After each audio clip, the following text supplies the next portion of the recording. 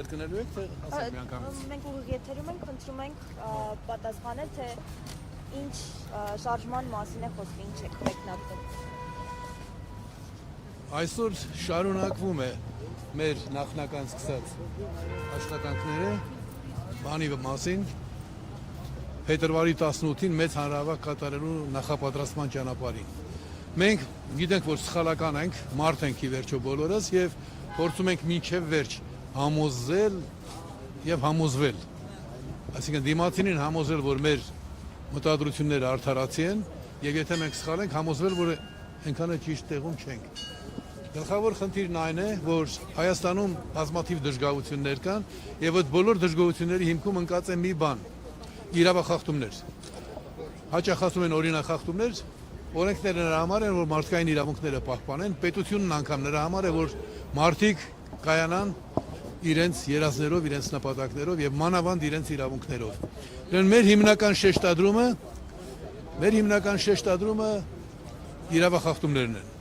Իրավախախտումներ կյանքի բազմաթիվ ոլորտներում։ Երեք երբ մեր նախագահությունում քննարկում էին, թե հատկապես որոնք են շատ կարևոր խախտումները, սարսափելի թիվ ընկալվեց։ Խոսքը չի վերաբերում առանձին հանցավոր դրսևորումներին, այլ ընդհանրապես իրավախախտումներին։ Օրինակ, մեր տեսեք պաստառներից մեկի վրա գրված է ռազմագերիներ եւ խաղաղությունը ջնջված է։ Այսինքն այնտեղ, որտեղ կան ռազմագերիներ, այդտեղ խոսել խաղաղության մասին նշանակում է լավագույն դեպքում լինել ու անգրագետ։ Մյուսը, եթե ուզում ենք մենք իսկապես ձգտում ենք խաղաղության, ապա պիտի լինի բարի կամքի դրսևորում։ Օրինակ, խոսվում է ճանապարհի մասին, չէ՞։ Այդ Թրամփի կամ թրիփ կոչվածը։ Եվ մշտապես շեշտվում է փոխադարձություն։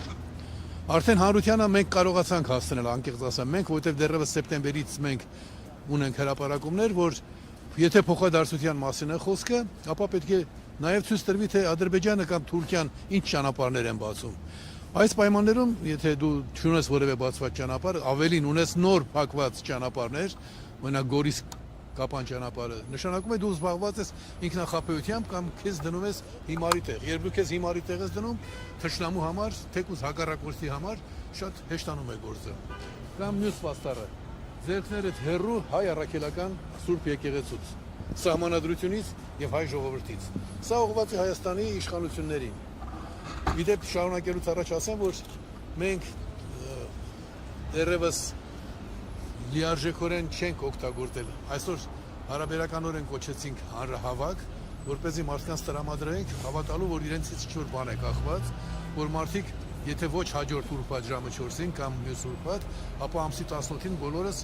պիտի այստեղ լինենք, նախ ցույց տալու իշխանություններին, որ մենք իրենց չենք վստահում, երկրորդ աշխարհին ցույց տալու, որ այս իշխանությունները մեզ չեն ներկայացնում։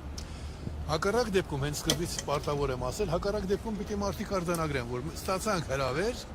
եւ չմասնակցեցինք։ Ուրեմն մենք ստում ենք, կեղծարար ենք, չափազանցում ենք, որ իրավիճակը լավ չէ, իրավիճակը վտանգավոր է։ Շատ նման է այն դեպքին, երբ հիշում եք Նժդեհը մի անգամ դիմելով ժողովրդին ասաց. ես մենակ էլ մնամ, իմ գործը պիտի անեմ, ուր եք դուք։ Մենք չենք շտապեցնում, հասկանում ենք, որ մարդիկ թմբիրից հետո պետք է կամ թմբիրից հիասթափությունից հետո պետք է ուժ գտնեն եւ այստեղ ինձ հաճախ ասում են, որ շատ կարեւոր է քո օրինակը։ Դու ավելի քան 20 տարի բռնադատված լինելով մենք չենք հիշում մի դեպք, 3-4-օրն էին հատուկ ասում, չենք հիշում մի դեպք, որ դու ասես ես հոգնեցի կամ զզվեցի այս անտարբերությունից։ Հետևողականորեն գործը տարել ես։ Այդպես ես գիտեմ, որ 88 թվականի զարթոնքի ժամանակ բոլորն ասում էին Հայրիկյան անունով մի տղա կա, որը նստել է 17 տարի վերադարձել, այն ժամանակ 17 էի նստած։ Եվ շարունակում է պայքարել։ Այդ օրինակը նույնպես կարևոր է։ Հիմա այմականներով գիտենք, որ ունենք բազմաթիվ համախոհներ։ Հիմնական գործը գիտենք, որ մարդկանց երկրի տերը դարձնելն է։ Ինչ փորձանք որ կա, ինչ ձախողում կա, անգամ իրավախախտումներ որ կան, դրանք բխում են մի բանից։ Հայաստանի քաղաքացին իր ճակատագրի տերը չէ։ Եթե Հայաստանի քաղաքացին իր ճակատագրի տերը լիներ եւ ոչ թե իր փոխարեն ինչ որ, ապա մենք չենք ունենա բազմաթիվ գոնե անհեթեթություններ։ Իսկ քաղաքացու տերը լինելը ընդհանրապես կյանքի է կոչվում ճիշտ սահմանադրությամբ։ Մենակ շատ քաղաքական գործիչներ այսօր խոսում են քաղաքական բնականոն ընթացքի մասին եւ ընտրությունների մասին։ Մենք դրան անդրադառնալով, տեսեք, ասում ենք ձեռքները թերու սահմանադրությունից։ Ինչով է դա կարևոր։ Տասնամյակներ մենք երազել ենք, որ ունենանք կարգին հայրենիք։ Այդ երազանքի ճանապարհին հասել ենք մի փուլի, երբ արդեն կարողացել ենք սահմանադրություն ունենալ։ Դա նույնպես անվերապահորեն եղել է մեր ժողովրդի այն առաջադեմ մասի ջանքերով ու ճիգերով։ Ու այդ մարդիկ հասկացել են, որ սահմանադրությամբ պիտի հարցերը կարգավորվի։ Հիմա տեսեք, մենք հատկապես այսօր այստեղ ենք նշելով մի բան, որ Հայաստանի իշխանությունները սկսելով սահմանադրական բարեփոխումներ, իրենց գլխավոր առաքելությունը ոչ թե խախտում են, այլ ուղղակիորեն շրջանցում են սահմանադրական բարեփոխումներ կատարելու հիմնական նպատակադրումը։ Ցանկացած սահմանադրական բարեփոխում կատարվում է մեկ հիմնական նպատակով, որպեսզի մարդկանց իրավունքները ընդլայնվեն, ընդարձակվեն։ Բայց մեզ մոտ հակառակը, մարդկանց իրավունքները ընդարձակելու փոխարեն մենք ունեցանք վերջին սահմանադրական բարեփոխումներ, որոնք քաղաքացիների իրավունքները նսեմացրին։ Հիմա եկել է Նիկոլ Փաշինյանը, որը իշխանության է եկել սահմանադրություն փոխելու գլխավոր նպատակով, Մերժիր Սերժին նշանակում էր մեզ այս սահմանադրությունը պետք չի։ Եկել է իշխանության եւ ասում է, որ այն սահմանադրությունը, որի փոխելու համար ես դες ոտքի հանեցի, լավն է, պետք է մնա։ Համակարգային փոփոխություններ չեն կատարվելու, ամեն ինչ մնում է այնպես ինչպես որ կա։ Այստեղ մեր այս քայլերին դրդող հիմնական պատճառն այն է, որ իշխանությունները սահմանադրական բարեփոխումների նկատմամբ իրենց կեցվածքով ցույց էին տալիս, որ իրենք դարձել են կոռուպցիոն հանցախումբ, որովհետև կա կուսակցությունների մասին սահմանադրական օրենք, որի 21-րդ հոդվածի 5-րդ կետն ասում է, որ քաղաքական կուսակցությունների գործունեության ազատությունը երաշխավորվում է այդ օրենքի այդ հոդվածով, եւ այդ օրենքի այդ հոդվածը իրենք սիստեմատիկ կերպով խախտել են, ստանում էին հանրագրեր եւ չէին քննարկում։ Ես հիմա գրպաններս որ ընտրում էի, գիտեք ինչի համար էի նայում, ես ունեմ Արդարադատության նախարարությունից 3 ստացած պատասխանը։ Այդ դրությունը սիրողին մեքենայի մեջ եմ թողել։ Այդ դրությունները եւ դրությունները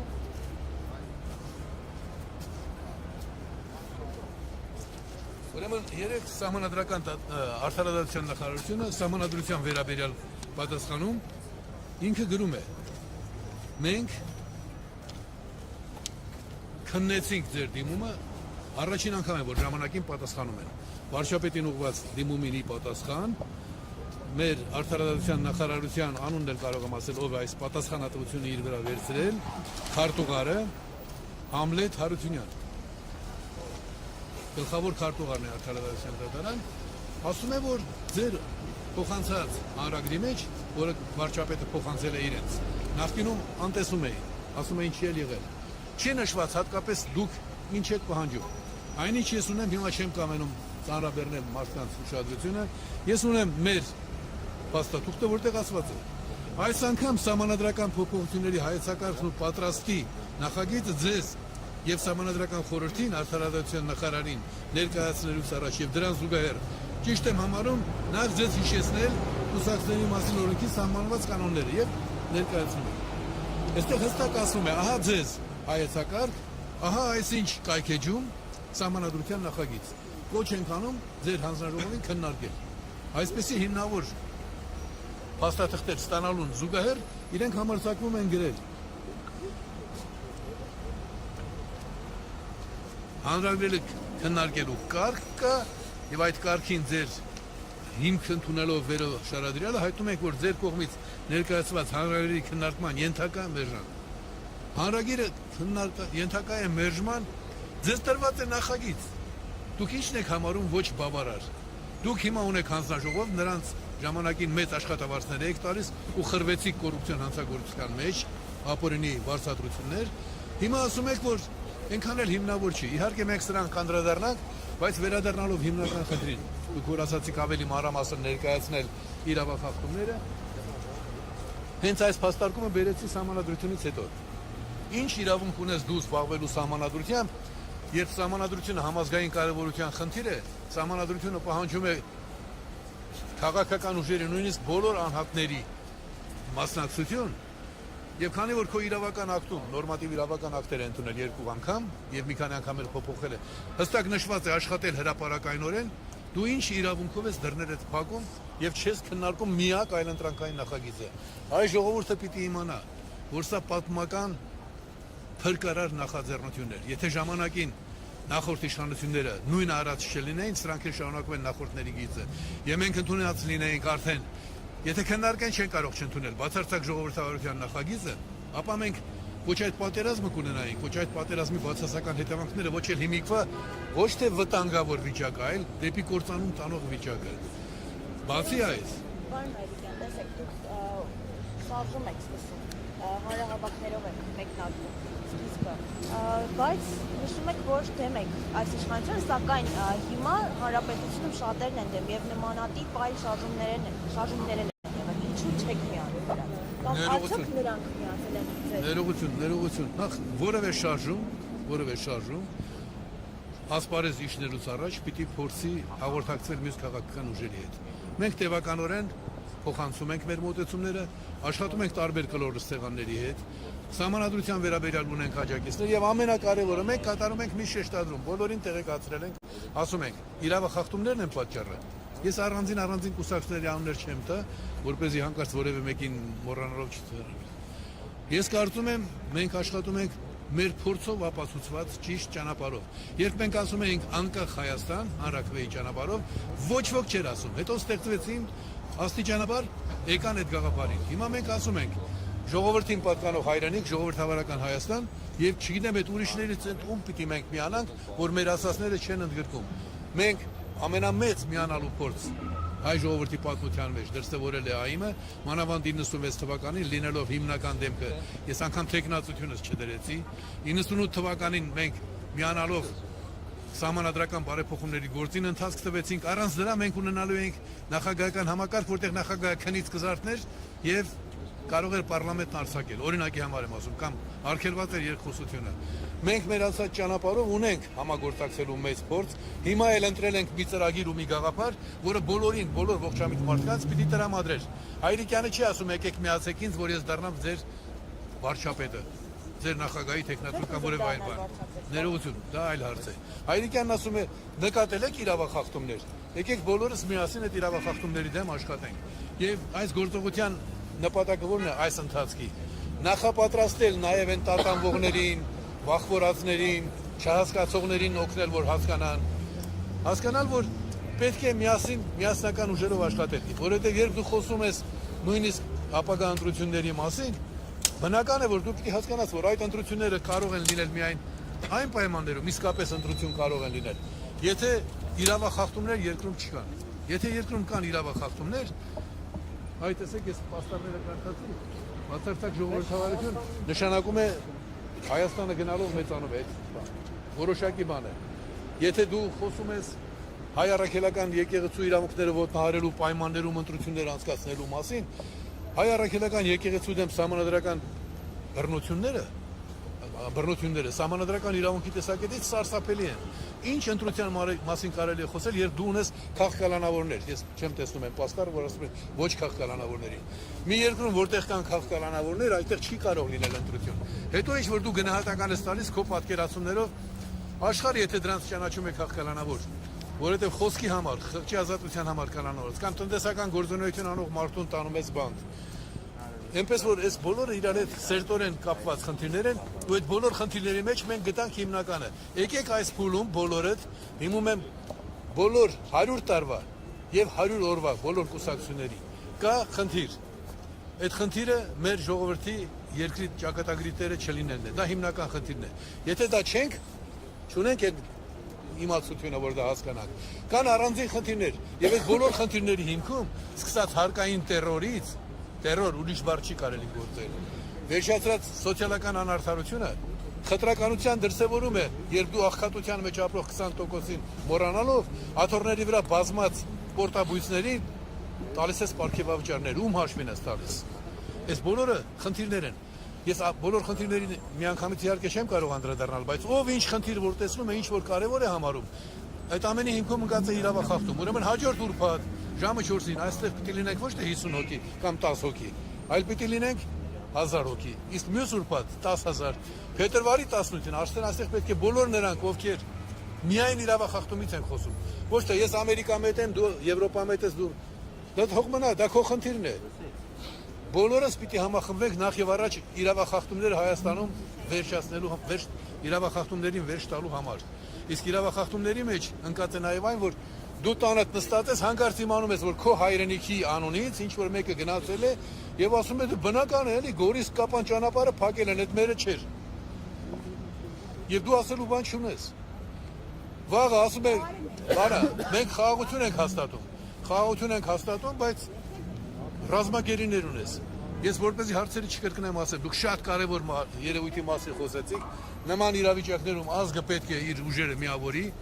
իսկ ազգը իր միավորումը սկսում է նախ քաղաքական ուժերի շուրջ միավորվելուց, այնուհետև այդ միավորումը շարունակվում է արդեն համազգային մակարդակով, այդ միավորումը կայացնելու համար պետք է առաջի քայլը կատարել։ Եվ որպեսզի որևէ մեկը խանդի դրսևորում կամ բարդույթ չզգա, մենք դրել ենք մի հարց, որը բոլորի համար ընդհանրական է։ Ինչի մասին էլ խոսում ես, դրա հիմքում ընկած են իրավախախտումները, ազգային իրավախախտումներ եւ մարդկային։ Տեսեք, ազգայինի մասին որ խոսեցի, ասեմ, ավելի սարսափելի բան, քան Արցախի ինքնորոշման իրավունքի մերժումն էր, դա միայն մեր թշնամիներն են արել։ Նույնիսկ կոմունիստական բռնապետության տարիներին, ինչի մասին որ խոսում էին, Արցախի ինքնորոշումը անքննելի էր։ Համաշխարհային հանրությունը ստեղծեց կառույց Մինսկի խումբը, որովհետև ինքնորոշման իրավունքը ուրանալ չէր կարելի։ Բայց այսօր Հայաստանում իշխանության տեր է մի մարդ, մեր անունից երկրի ճակատագրով զբաղվում է մի մարդ,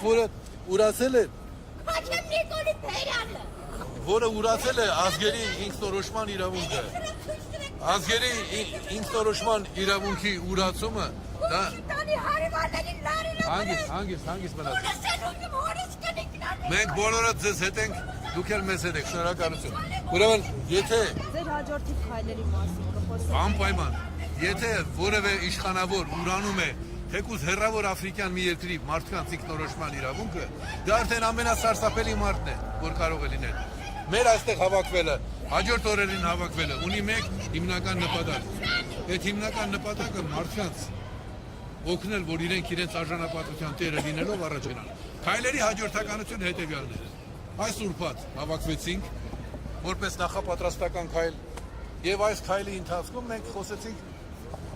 իրավախախտումների մասին, հիմնական իրավախախտումներն են։ Հաջորդ ուրբաթ բոլոր նրանք, ովքեր որ համամիտ են, որ մեր դժվարությունների հիմքում ընկած է մեր մարդկային եւ ազգային ընդհանրական իրավունքների խախտումը, ներառյալ նաեւ հավատացյալների ազատ լինել, իրենց խճի ազատության հարցում անկաշկանդ լինելու խնդիրը։ Նրանք կարող են միանալ հաջորդ ուրբաթ-օրվա մեր համահավաքին, հանրահավաքին, ես այդպես կասեմ, ես չեմ վախենում։ Գիտեք, եւս երկու ուրբաթ մենք հավաքվելու ենք ու ամսի 18-ին, փետրվարի 18-ին հայ ժողովրդի ազատասիրությունը խորհրդանշող օրը, Երևանի 21 թվականի 1921 թվականի Երևանի ազատագրման օրը հավաքվելու ենք այստեղ արդեն հավաքականորեն տեսակետ արտահայտել։ Գործերի հաջորդականության մեջ շատ կարևոր է, որ այս 2-3 շաբաթների ընթացքում մենք նաև մասնավոր քննարկումների ընթացքում հայտարարի գանք գործողությունների մասին։ Բոլոր նրանք, ովքեր որ խոսում են ընտրություններում բան փոխելու մասին, դա իրենց իրավունքն է, բայց նրանք պիտի հասկանան, որ ընտրություններ չեն լինելու առանց միավորման։ Միայն մի դեպքի այսպիսի իրավիճակներում բոլորը առողջ ուժերը պետք է միավորվեն, իսկ ավելի ճիշտն այն է, որ մենք հասցնենք մինչ այդ սահմանադրական բարեփոխումներն իրականացնել եւ ընտրությունները կատարել նոր սահմանադրությամբ։ Գործողությունների մեր հաջորդականության հիմնական ուղին այդ է։ Պարոն Հայրիկյան, դուք հայտարարություն եք տարածել, որ այսօր կարող է լինեք 100 կամ ավելի քան հազարավոր աջակիցներով, ինչու չեն մասնակցում։ Ինչն է պատճառը։ Ներողություն, ես Ինչպես եք հաջորդ ուրբաթ հավաքվելու։ Շատ դուք շատ ճիշտ նշեցիք։ Մեր իրազեկման փաստաթղթում մենք նշել ենք, որ կարող են լինել 100 հոգի, կարող են լինել փակագծերի մեջ, կարող են լինել հազարներ։ Ես ազգային ազատագրական պայքարը, հազարապատիկ ավելի դժվար պայքարը սկսել եմ 5 հոգով։ Եվ 5 հոգով սկսած պահին ես երբեք չեմ ասել, որ վաղը կամ մի տարի հետո պիտի 2 միլիոն մարդ իմ ծրագրերի օգտին քվեարկի։ Այսօր մենք խոսում ենք այն բանի մասին, որ կոչ ենք հղել, որ աշխատանքային օր, աշխատանքային ժամի, իրենց իրավունքները, պարտականությունները հասկացող մարդիկ լինեն այստեղ։ Քանի հոգի կարող են լինել, ենթադրաբար 100։ Բայց կարող է մարդիկ իրազեկվեն նաև ձեր միջոցով եւ լինել 1000 հոգի։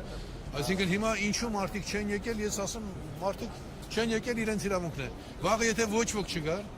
ես հանգիստ նայում, ես իմ պարտքը կատարում եմ։ Գարեգին Դժդեը մի օր ասեց, Այս տարերի վրա որ մենակ եմ, ինչի ժողովրդի չեկավ։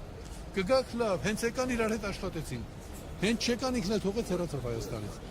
Ես նայում եմ այս բանին մեր անցյալի փորձառու մարդկանց տեսակետից, անում ենք մեր պարտականությունը, որովհետև զգալ պարտականությունը եւ չկատարել բախկոտություն է։ Սա Կոնֆուցիոսի խոսքերն է,